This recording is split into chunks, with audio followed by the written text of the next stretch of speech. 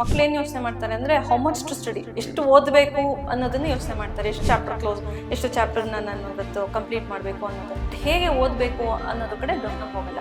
Why am I studying physics, why should I study physics? ಅವಾಗ ಮಕ್ಳಿಗೆ ಏನಾಗುತ್ತೆ, ಒಂದು ಕ್ಯೂರಿಯಾಸಿಟಿ ಬರುತ್ತೆ. ಅಲ್ಲಿ ಏನಕ್ಕಿರ್ಬೋದು, ಬರೀ ಎಕ್ಸಾಮ್ಗೆನಾ ಅಥವಾ ಎಕ್ಸಾಮ್ ಆದ್ಮೇಲೆ ನಂಗೆ ಇದೇನಾದ್ರು ಯೂಸ್ ಇದೆಯಾ ಅಂತ. ಓ, ನಾನು ಡಾಕ್ಟರ್ ಆಗ್ಬೇಕು, ಬರೀ ಇದನ್ನೇ ಓದ್ಬೇಕು, ನಂಗೆ ಇಂಜಿನಿಯರ್ ಆಗ್ಬೇಕು, ನಾನು ಇದೇ ಬೇಕು, ಹಾಗಲ್ಲ. ಎಲ್ಲಾ ಬಿಲ್ಡಿಂಗು ಒಂದೇ ಕಲರ್, ಒಂದೇ ಡಿಸೈನ್. ನೀವು ಈಗ ಹೆಂಗ್ ಗೊತ್ತಾಗ್ತಿದೆ ಯಾರ್ದು ಯಾರು? ಆ ಮಗನ್ ಹೋಗಿ ಫೋನ್ ಕೊಟ್ಟು ಕೂರ್ಸಿ ಅಥವಾ ಒಂದು ಕ್ರಿಕೆಟ್ ಮುಂದೆ ಕೂರ್ಸಿ, ಮೂವಿ ಮುಂದೆ ಕೂರ್ಸಿ, ನೋಡಿ ಕಾನ್ಸಂಟ್ರೇಷನ್ ಹೇಗಿರುತ್ತೆ ಅಂತ. ಎಕ್ಸಾಮಿಗೆ ಇಷ್ಟು ಓದ್ಬೋದು, ಇಷ್ಟು ಓದ್ಬೇಕು ಅಂತ ಒಂದು ಟೈಮ್ ಟೇಬಲ್ ಅನ್ನ ಮಾಡ್ಕೊಡ್ಬೋದು. ಬಟ್ ಎಕ್ಸಾಮ್ಗೆ ಹೇಗ್ ಓದ್ಬೇಕು ಅನ್ನೋದ್ರ ಬಗ್ಗೆ ಯಾರು ಕೂಡ ಅಷ್ಟೊಂದು ಯೋಚನೆ ಕೂಡ ಮಾಡೋದಿಲ್ಲ. ಅದ್ರ ಬಗ್ಗೆ ಯಾರು ಕೂಡ ಇತ್ತೀಚೆಗೆ ಮಾತಾಡಿದ್ದು ಕೂಡ ಇಲ್ಲ. ಮೇಡಮ್, ನೀವ್ ಏನ್ ಹೇಳಿಕ್ಕೆ ಇಷ್ಟಪಡ್ತೀರಾ ಈ ಒಂದು ವಿಷಯದ ಬಗ್ಗೆ? ಓಕೆ, ಒಳ್ಳೆ ಪ್ರಶ್ನೆ. ಸೊ ಹೇಗೆ ಓದ್ಬೇಕು ಅನ್ನೋದು ತುಂಬಾ ಇಂಪಾರ್ಟೆಂಟ್. ಯಾಕಂದ್ರೆ ಮಕ್ಳು ಏನ್ ಯೋಚನೆ ಮಾಡ್ತಾರೆ ಅಂದ್ರೆ ಹೌ ಮಚ್ ಟು ಸ್ಟಡಿ, ಎಷ್ಟು ಓದಬೇಕು ಅನ್ನೋದನ್ನ ಯೋಚನೆ ಮಾಡ್ತಾರೆ. ಎಷ್ಟು ಚಾಪ್ಟರ್ ಕ್ಲೋಸ್, ಎಷ್ಟು ಚಾಪ್ಟರ್ನ ನಾನು ಇವತ್ತು ಕಂಪ್ಲೀಟ್ ಮಾಡಬೇಕು ಅನ್ನೋದನ್ನ. ಬಟ್ ಹೇಗೆ ಓದ್ಬೇಕು ಅನ್ನೋದ್ರ ಕಡೆ ಗಮನ ಹೋಗಲ್ಲ. So this is very important. ಯಾಕಂದ್ರೆ ಹೇಗೆ ಓದ್ತಾರೆ ಅನ್ನೋದ್ರ ಮೇಲೆನೆ ಅವರ ಎಕ್ಸಾಮ್ ಪರ್ಫಾರ್ಮೆನ್ಸ್ ನಿರ್ಧಾರ ಆಗುತ್ತೆ. ಸೊ ಹೇಗೆ ಓದ್ಬೇಕು ಅಂತಂದ್ರೆ ನಾವು ಒಂದು ಟೆಕ್ನಿಕ್ ಫಾಲೋ ಮಾಡ್ತೀವಿ. ಅದಕ್ಕೆ SQ3RT ಅಂತ ಹೇಳ್ತೀವಿ. SQ3RT. Okay, so it's a short form actually. Okay, so S stands for survey. Okay, so ನಾವು ಒಂದೊಂದಾಗೆ ಹೇಳ್ಕೊಂಡು ಹೋಗ್ತೀನಿ. S stands for survey. So ಈ ಸರ್ವೆ ಏನಾಗುತ್ತೆ ಅಂದ್ರೆ, ಸೊ ನೀವು ತಗೊಳ್ತೀರಾ ಯಾವ್ದೋ ಒಂದು ಚಾಪ್ಟರ್, ಒಂದು ಸಬ್ಜೆಕ್ಟ್ ಅಂತ ತಗೊಳ್ತೀರಾ. ಓಕೆ, ಫಾರ್ ಎಕ್ಸಾಂಪಲ್ ಇವತ್ತು ನಾನು ಫಿಸಿಕ್ಸ್ ಓದ್ತೀನಿ ಅಂತಾನೆ ಇಟ್ಕೊಳ್ಳಿ. ಸೊ ಫಿಸಿಕ್ಸ್ ಬುಕ್ ತೆಗೆದ ತಕ್ಷಣ ಸೊ ಈ ಸರ್ವೆ ಫಸ್ಟ್ ಮಾಡ್ಬೇಕು. ಹೇಗೆ ಅಂದ್ರೆ, ಸೊ ಟೇಬಲ್ ಆಫ್ ಕಂಟೆಂಟ್ ಇರುತ್ತೆ. ಸೊ ಏನೇನಿದೆ, ಸೊ ನಾನು ಯಾವ ಚಾಪ್ಟರ್ನ ಇವತ್ತು ಆರಿಸ್ಕೋಬೇಕು ಅಂತ. ಆಮೇಲೆ ಆ ಬುಕ್ ಸಮ್ಮರಿ, ಒಂದೊಂದು ಚಾಪ್ಟರ್ಗೂ ಒಂದು ಸಮ್ಮರಿ ಅಂತ ಇರುತ್ತೆ. ಸೊ ಆ ಸಮ್ಮರಿನ ಸ್ಕ್ಯಾನ್ ಮಾಡ್ಬೇಕು. ಬೇಸಿಕಲಿ ಇವಾಗ ನೀವು ಒಂದು ಬುಕ್ ತಗೊಳಕ್ ಹೋದ್ರೆ ಏನ್ ಮಾಡ್ತೀರಾ, ಅಂಗಡಿನಲ್ಲಿ ಸಮ್ಮರಿ ನೋಡ್ತೀರಾ, ಆಥರ್ ನೋಡ್ತೀರಾ, ಏನಿದೆ ಓವರ್ ಆಲ್ ಬುಕ್ ಯಾವ್ದ್ರ ಬಗ್ಗೆ ಅಂತೆಲ್ಲ ನೋಡ್ತೀರಾ. ಸೊ ಇದನ್ನ ಫಸ್ಟ್ ನೀವು ಸರ್ವೆ ಮಾಡ್ಬೇಕು, ಆ ಬುಕ್ ನ. ಓಕೆ, ಮಾಡ್ಬೇಕು. ಸೊ ಸರ್ವೆ ಜೊತೆಗೇನೆ ನೀವು question, next Q4 stands for question. Okay, so question ಮಾಡ್ಬೇಕು. ಏನಂತಂದ್ರೆ, ಏನಕ್ಕೆ ಓದ್ಬೇಕು ಇವತ್ತು ನಾನು physics, how it's going to help me in the future. So ಅವಾಗ ನೀವು ಒಂದು ಕ್ಯೂರಿಯಸ್ ಮೈಂಡ್ ಅಲ್ಲಿ ಬರುತ್ತೆ. ಸೊ ಮಕ್ಕಳಿಗೆ ಕ್ಯೂರಿಯಸ್ ಮೈಂಡ್ ತುಂಬಾ ಇಂಪಾರ್ಟೆಂಟ್. ಸೊ ಎಷ್ಟೊಂದ್ ಜನ ಮಕ್ಕಳು, ಅಯ್ಯೋ ನಂಗೆ ಮ್ಯಾಥ್ಸ್ ಬೋರಿಂಗು, ನಂಗೆ ಲ್ಯಾಂಗ್ವೇಜಸ್ ಬೋರಿಂಗು, ಅಥವಾ ನನ್ ಮ್ಯಾಥ್ಸ್ ಅಲ್ಲಿ ವೀಕು, ಸೈನ್ಸ್ ಅಲ್ಲಿ ವೀಕು, ಈ ಒಂದು ಮೈಂಡ್ ಸೆಟ್ ಇಂದ ಓದ್ತಾರೆ. ಅವಾಗ ಏನಾಗುತ್ತೆ, ಅಲ್ಲಿ ಪ್ರೊಡಕ್ಟಿವ್ ಆಗಿರಲ್ಲ, ಲರ್ನಿಂಗ್ ಆಗೋದಿಲ್ಲ. ಸೊ ಈ ಒಂದು ಕ್ವೆಶ್ಚನ್ ಹಾಕೋಬೇಕು, why am I studying physics, why should I study physics, ಅಥವಾ ಮ್ಯಾಥ್ಸ್ ಏನಕ್ಕೆ ಮಾಡ್ಬೇಕು ಅಂತ.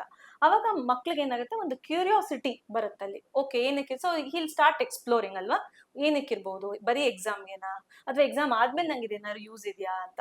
ಸೊ ಇತ್ತೀಚೆಗೆ ಒಂದ್ ಕಡೆ ಹೋದೆ, ತುಂಬಾ ಇಂಟ್ರೆಸ್ಟಿಂಗ್ ಆಯ್ತು. ಆ ಪೈಲಟ್ಗೆ ನಾರ್ಮಲಿ ಏನ್ ಬೇಕು ಅನ್ಸುತ್ತೆ ಓದೋದಿಕ್ ನಿಮ್ಗೆ? ಏನ್ ಓದ್ಬೇಕು? ಸೈನ್ಸ್ ಬೇಕು, ಮತ್ತೆ ಅದನ್ನ ಆಪರೇಟ್ ಮಾಡೋದು ಹೇಗೆ ಅಂತ ಆ ಸ್ಕಿಲ್ ಇರಬೇಕು. ಬಟ್ ಆಕ್ಚುಲಿ ಪೈಲಟ್ಗೆ ಜಾಗ್ರಫಿ ಇಸ್ ಆಲ್ಸೋ ಇಂಪಾರ್ಟೆಂಟ್ ಅಲ್ವಾ? ಯೋಚನೆ ಮಾಡಿ, ಪೈಲಟ್ಗೆ ಜಾಗ್ರಫಿ ಇಸ್ ಆಲ್ಸೋ ಇಂಪಾರ್ಟೆಂಟ್. ಹಾಗೇನೆ ಒಬ್ರು ಡಾಕ್ಟರ್ಗೆ ಏನ್ ಇಂಪಾರ್ಟೆಂಟ್, ಯಾವ ಸಬ್ಜೆಕ್ಟ್ ಇಂಪಾರ್ಟೆಂಟ್? ಬಯಾಲಜಿ ಅನ್ಬಿಡ್ತಾರೆ, ಸೈನ್ಸ್ ಅನ್ಬಿಡ್ತಾರೆ. ಬಟ್ ಡಾಕ್ಟರ್ಗೆ ಲ್ಯಾಂಗ್ವೇಜ್ ಇಸ್ ಆಲ್ಸೋ ಇಂಪಾರ್ಟೆಂಟ್ ಅಲ್ವಾ? ಸೊ ಈ ತರ ನಾವ್ ಯೋಚನೆ ಮಾಡ್ಬೇಕು. ಓ, ನಾನ್ ಡಾಕ್ಟರ್ ಆಗ್ಬೇಕು, ಬರೀ ಇದನ್ನೇ ಓದ್ಬೇಕು, ನಂಗೆ ಇಂಜಿನಿಯರ್ ಆಗ್ಬೇಕು, ನಾನು ಇದೇ ಬೇಕು, ಹಾಗಲ್ಲ. ಸೊ ಜರ್ನಲಿಸ್ಟ್ಗೂ ಅಷ್ಟೇ ಕಂಪ್ಯೂಟರ್ ಸ್ಕಿಲ್ಸ್ ಇಂಪಾರ್ಟೆಂಟ್ ಈಗಿನ ಕಾಲದಲ್ಲಿ ಅಲ್ವಾ? ಡಿಜಿಟಲ್ ಮೀಡಿಯಾ ಬಗ್ಗೆ ನಾಲೆಜ್ ಬೇಕು. So computer is also important. ಹಾಗೆ ಪ್ರತಿಯೊಂದು ಫೀಲ್ಡ್ ಅಲ್ಲೂ ಎಲ್ಲಾ ಸಬ್ಜೆಕ್ಟ್ಸು ಇಂಪಾರ್ಟೆಂಟ್. ಓವರ್ ಆಲ್ ಆ ಸ್ಕಿಲ್ ಡೆವಲಪ್ಮೆಂಟ್ ಅಂತ ಏನ್ ಹೇಳ್ತೀವಿ, ಅದಕ್ಕೆಲ್ಲದನ್ನು ಬೇಕು. ಸೊ ಈ ತರ ಒಂದು ಕ್ಯೂರಿಯಾಸಿಟಿ ಮೈಂಡ್ ಅನ್ನ ಬೆಳೆಸ್ಕೊಂಡು ನಂತರ ಓದಕ್ ಸ್ಟಾರ್ಟ್ ಮಾಡ್ಬೇಕು. ಈ ಕ್ವೆಶ್ಚನ್ ಹಾಕೋಬೇಕು, ಏನಕ್ಕೆ ಈ ಚಾಪ್ಟರ್ ಇವತ್ತು ನಾನು ಓದ್ಬೇಕು, ಏನಕ್ಕೆ ಈ ಚಾಪ್ಟರ್ ನಾನು ಏನೇನ್ ಕಲಿಬಹುದು, ವಾಟ್ ಇಸ್ ಇಂಪಾರ್ಟೆಂಟ್, ಎಕ್ಸಾಮ್ಗೆ ಯಾವ್ದು ಅಂತ ಪ್ರಶ್ನೆ ಬರ್ಬೋದು, ಈ ತರ ಒಂದು ಕ್ಯೂ. ಸೊ ಕ್ವೆಶ್ಚನ್ಸ್ ನ ಹಾಕೊಂಡು ಆ ಸ್ಟೂಡೆಂಟೇ ಅದಕ್ಕೆ ಆನ್ಸರ್ ನ ತಗೊಳ್ಳೋಂಥದ್ದು. ದೆನ್ 3R ಅಂತ ಹೇಳಿದ್ದೆ. ಸೊ ಮೊದಲನೇ R ರೀಡ್. ಸೊ ಇವಾಗ ಸ್ಟಾರ್ಟ್ ಆಗತ್ತೆ. ಚಾಪ್ಟರ್ ನ ಸೆಲೆಕ್ಟ್ ಮಾಡ್ಕೊಂಡಿದ್ರೆ ಸ್ಟಾರ್ಟ್ ಮಾಡ್ತೀರಾ. ಸೊ ಡೀಟೇಲ್ಡ್ ಆಗಿ ಎಲ್ಲಾನು ಓದ್ಕೊಂಡ್ ಬರ್ತೀರಾ. ಸೊ ಸ್ಟಾರ್ಟ್ ಮಾಡೋಕ್ಕಿಂತ ಮುಂಚೆ ಆರ್ಡರ್ ನ ಸ್ವಲ್ಪ ಇದ್ ಮಾಡ್ಬೇಕು, ನೀವು ಫಾಲೋ ಮಾಡ್ಬೇಕು. ಓಕೆ, ಏನೇನ್ ಪ್ಯಾರಾಗ್ರಾಫ್ ಇದೆ, ಯಾವ ತರ ಸೀಕ್ವೆನ್ಸ್ ಹೆಂಗ್ ಕೊಟ್ಟಿದ್ದಾರೆ, ಅದನ್ನೆಲ್ಲ ಚೆನ್ನಾಗಿ ಡೀಟೇಲ್ಡ್ ಆಗಿ ಅರ್ಥ ಮಾಡ್ಕೊಂಡು ಓದ್ಬೇಕು. ಬರೀ ಮಗ್ ಮಾಡಬಾರ್ದು, ಬೈ ಹಾರ್ಟ್ ಮಾಡುವಂಥದ್ದಲ್ಲ, ಅರ್ಥ ಮಾಡ್ಕೊಂಡು ಓದ್ಬೇಕು. ಓದಾದ್ಮೇಲೆ ನೀವ್ ಏನೇನ್ ಕಾನ್ಸೆಪ್ಟ್ಸ್ ಓದಿರ್ತೀರಾ, ಏನೋ ಥೀಮ್ಸ್ ಏನೇನಿರುತ್ತೆ ಅದನ್ನ ವಿಜುವಲೈಸ್ ಮಾಡ್ಕೋಬೇಕು. ಸೊ ಇವಾಗ ಏನಾಗುತ್ತೆ ಅಂದ್ರೆ, ಇವಾಗ ನೀವೊಂದು ರೋಡಲ್ಲಿ ಹೋಗ್ತೀರಾ ಅನ್ಕೊಳ್ಳಿ, ಎಲ್ಲಾ ಬಿಲ್ಡಿಂಗು ಒಂದೇ ಕಲರ್, ಒಂದೇ ಡಿಸೈನ್. ಓಕೆ, ನೀವು ಈಗ ಹೆಂಗ್ ಗೊತ್ತಾಗುತ್ತೆ ಯಾರ್ದು ಯಾರ ಮನೆ ಅಲ್ವಾ? ಹಾಗೇನೆ ಇವಾಗ ಟೆಕ್ಸ್ಟ್ ಬುಕ್ ಅಲ್ಲಿ ಹೇಗಿರುತ್ತೆ, ಎಲ್ಲ ನಾರ್ಮಲಿ ವೈಟ್ ಅಂಡ್ ಬ್ಲಾಕ್ ಇರುತ್ತೆ ಅಲ್ವಾ? ಸೊ ಬ್ರೈನ್ ಅದೇ ಇವಾಗ ನೀವೊಂದು ಮೂವಿ ನೋಡ್ತೀರಾ ಅಂತ ಅನ್ಕೊಳ್ಳಿ, ಅವಾಗ ನಿಮ್ಗೆ ಅಲ್ಲಿ ಮರೆಯತ್ತಾ? ಅದೇ ಸ್ಟೂಡೆಂಟ್ ಎಷ್ಟೊಂದ್ ಜನ ಪೇರೆಂಟ್ಸ್ ಹೇಳ್ತಾರೆ ನನ್ ಮಗನ್ ಮೆಮೊರಿ ಪವರೇ ಇಲ್ಲ, ಫೋಕಸ್ಸೇ ಇಲ್ಲ. ಆ ಮಗನ್ ಹೋಗಿ ಒಂದ್ ಫೋನ್ ಕೊಟ್ಟು ಕೂಡ್ಸಿ ಅಥವಾ ಒಂದು ಕ್ರಿಕೆಟ್ ಮುಂದೆ ಕೂಡ್ಸಿ, ಮೂವಿ ಮುಂದೆ ಕೂಡ್ಸಿ ನೋಡಿ ಕಾನ್ಸಂಟ್ರೇಷನ್ ಹೇಗಿರುತ್ತೆ ಅಂತ ಅಲ್ವಾ? ಹಾಗೆ ಮೆಮೊರಿನೂ ಅಷ್ಟೇ.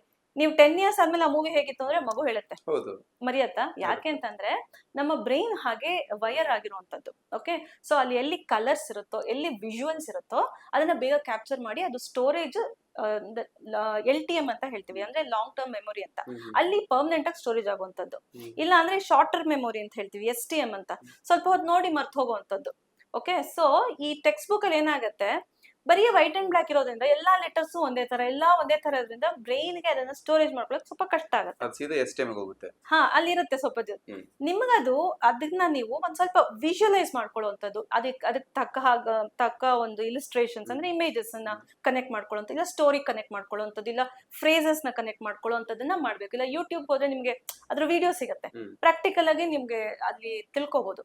ಸೊ ಈ ತರ ನೀವು ಓದ್ಬೇಕು. ಸುಮ್ನೆ ಒಬ್ರೊಬ್ರು ಮಕ್ಳು ಥಿಯರಿ ಓದಿ ಪೇಜ್ ಟರ್ನ್ ಮಾಡ್ತಾನೆ ಇರ್ತಾರೆ, ಎಲ್ಲ ಕನ್ಫ್ಯೂಷನ್ ಅಲ್ಲಿ ಇರ್ತಾರೆ, ಮರ್ತು ಹೋಗ್ತಿರ್ತಾರೆ. ಯಾಕಂತಂದ್ರೆ ಅಲ್ಲಿ ಪ್ರಾಕ್ಟಿಕಲ್ ಲರ್ನಿಂಗ್ ಇರೋದಿಲ್ಲ. ಸೊ ಈ ತರ ಒಂದು ಕಲರ್ಸ್ ನ ಯೂಸ್ ಮಾಡ್ಕೊಳ್ಳುವಂಥದ್ದು, ಸ್ಟೋರೀಸ್ ಯೂಸ್, ಫ್ರೇಸ್, ವಿಜುವಲ್ಸ್ ನ ಅಪ್ಲೈ ಮಾಡ್ಕೊಂಡು ಅವರು ಅದನ್ನ ರೀಡ್ ಮಾಡ್ಬೇಕು. So 1 hour. ಸೆಕೆಂಡ್ ಆರು ರಿಕಾಲ್. ಸೊ ನೀವೇನೇನ್ ಓದಿರ್ತಿರೋ, ಒಂದ್ ಚಾಪ್ಟರ್ ತಕ್ಷಣ ಇನ್ನೊಂದ್ ಚಾಪ್ಟರ್ ಜಂಪ್ ಆಗ್ಬಾರ್ದು, ಅಥವಾ 1, 2, 3 ಕ್ವೆಶ್ಚನ್ಸ್ ಆನ್ಸರ್ಸ್ ಆದ ತಕ್ಷಣ ನೆಕ್ಸ್ಟ್ ಅಲ್ಲ, ಸ್ಟಾಪ್ ಮಾಡಿ ಏನೇನ್ ಓದಿದ್ದೀರಾ ಕಣ್ ಮುಚ್ಕೊಂಡು ರಿಕಾಲ್ ಮಾಡ್ಕೋಬೇಕು. ನಿಮ್ಗೆ ಎಷ್ಟು ಮಟ್ಟಿಗೆ ಅರ್ಥ ಆಗಿದೆ, ಎಷ್ಟು ನೆನಪಿರುತ್ತೆ ಅಂತ ನಿಮ್ಗೆ ಅಲ್ಲೇ ಗೊತ್ತಾಗುತ್ತೆ. So second R for recall, third R for review. So ಇವಾಗ ನೀವು ರಿಕಾಲ್ ಮಾಡ್ಕೊಂಡಾಗ ನಿಮಗ್ ಗೊತ್ತಾಗತ್ತೆ ನಾನು ಏನ್ ಮರ್ತಿದ್ದೀನಿ ಅನ್ನೋದು ನಿಮ್ಗೆ ಗೊತ್ತಾಗ್ಬಿಡುತ್ತೆ ಅಲ್ವಾ? ನಾ ಅದನ್ನ ಮರ್ತೆ, ಸೊ ಇದನ್ ಮರ್ತೆ, ಸೊ ಅದು ಇಂಪಾರ್ಟೆಂಟ್ ಅಂತ ಹೇಳಿ ಮತ್ತೆ ಅದನ್ನ ರಿವ್ಯೂ ಮಾಡಿ ಅಲ್ಲಿ ಇನ್ನೊಂದ್ ಸ್ವಲ್ಪ ಜಾಸ್ತಿ ನೀವು ಎಫರ್ಟ್ಸ್ ಹಾಕಿ ಅದನ್ನ ಓದ್ಕೊಳ್ಳುವಂಥದ್ದು. ಸೊ ಇದು 3R.